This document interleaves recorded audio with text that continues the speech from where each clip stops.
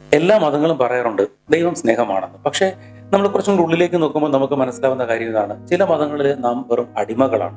മറ്റു ചില മതങ്ങളിൽ നാം വെറും സൃഷ്ടികൾ മാത്രമാണ്. നമ്മുടെ മുമ്പിൽ ഇങ്ങനൊരു ചോദ്യം ഉന്നയിക്കുമ്പോൾ ദൈവം സ്നേഹമാണ് എന്ന് പറയുന്നത് ദൈവം എങ്ങനെയാണ് പ്രകടിപ്പിക്കുക? ഒരു അടിമയും വെറും ഒരു സൃഷ്ടിയൊക്കെ മാത്രമായിരുന്നാൽ എങ്ങനെയാണ് ദൈവത്തിന് അതിന് സ്നേഹം കാണിക്കാൻ പറ്റുക?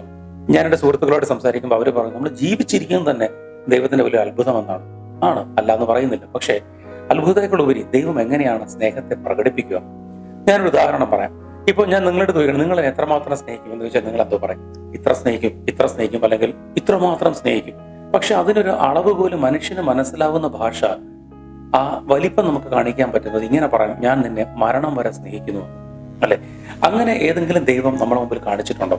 അങ്ങനെ നമ്മൾ എത്തിപ്പെടുന്ന ഒരേ ഒരു പ്രത്യാശാസ്ത്രത്തിലാണ്, അത് ക്രൈസ്തവ വിശ്വാസത്തിലാണ്. അത് ദൈവം തന്നെ മനുഷ്യനായി ഭൂമിയിലേക്ക് ഇറങ്ങി വന്നവൻ തന്നെ താഴ്ത്തി അവൻ കുരിശുമരണം വരെ പറഞ്ഞു ഞാൻ നിന്നെ സ്നേഹിക്കുന്നു. അതായത് മനുഷ്യന് മനസ്സിലാവുന്ന ഭാഷയിൽ അവൻ മനുഷ്യനായി മരണം വരെ നമ്മെ സ്നേഹിച്ചു കാണിച്ചു. അപ്പോൾ സോ കോൾഡ് ഗോഡ് അവർ ക്ലെയിം ചെയ്യുന്നത് പ്രവർത്തിക്കുന്നില്ല. അതിൽ തന്നെ ഒരു കോൺട്രാഡിക്ഷൻ ഉണ്ട്. അങ്ങനെ ഇരിക്കുമ്പോൾ ക്രൈസ്തവ വിശ്വാസത്തിൽ അവൻ അവകാശപ്പെട്ടത് തന്നെ അവൻ കാണിക്കുന്നു. ഒരു വചനം ഞാൻ പറയട്ടെ. ഈശോ ഇങ്ങനെ പഠിപ്പിച്ചിട്ടുണ്ട്: സ്വന്തം സഹോദരന് വേണ്ടി ജീവൻ ബലികഴിക്കുന്നതിനേക്കാൾ വലിയ സ്നേഹമില്ലെന്ന്. അതുപോലെ ഈശോ പറഞ്ഞിട്ടുണ്ട്: നീ നിന്റെ ദൈവത്തെ പൂർണ്ണമായിട്ട് സ്നേഹിക്കണം, നിന്റെ അയൽക്കാരനെ സ്നേഹിക്കണമെന്ന്. അപ്പോൾ ഈ സ്നേഹത്തിന്റെ പൂർണ്ണത നമ്മൾ കാണുന്നത് കുരിശിൽ മാത്രമാണ്.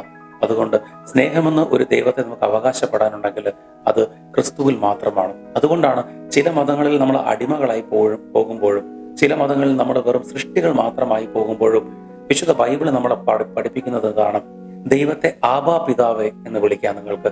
അതായത് ആബാ പിതാവേ എന്ന് വിളിക്കുന്ന, അപ്പൻ എന്ന് വിളിക്കുന്ന പുത്രന്റെ ആത്മാവിനെയാണ് ദൈവം നമ്മുടെ ഹൃദയത്തിലേക്ക് നൽകപ്പെട്ടിരിക്കുന്നത്.